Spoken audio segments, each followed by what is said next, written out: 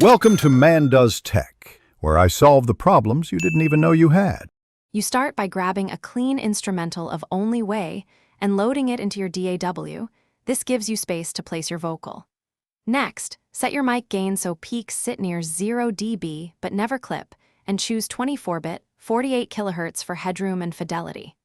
Once done, do a quick warm-up and scratch pass to lock phrasing. Mark breaths and lyric cues on the timeline so edits are precise, and your first proper take is focused and efficient.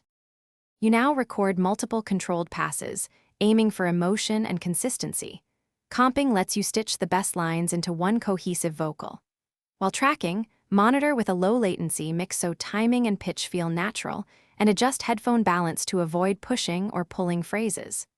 After choosing candidate takes, apply a gentle vocal chain, low cut to remove rumble, de-essing for sibilance, light compression for level control, and transparent EQ to carve space, so the vocal sits with purpose in the mix.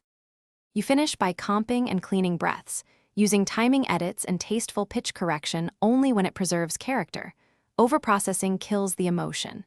Then automate volume rides, send level reverb, and tasteful delay throws for choruses to create depth and movement, making sure each section breathes. Once balanced, check mono compatibility and leave about 6 decibels of master headroom for mastering or sharing. If sibilance or phase issues appear, lower de-esser threshold or realign takes. Those fixes usually resolve the final problems.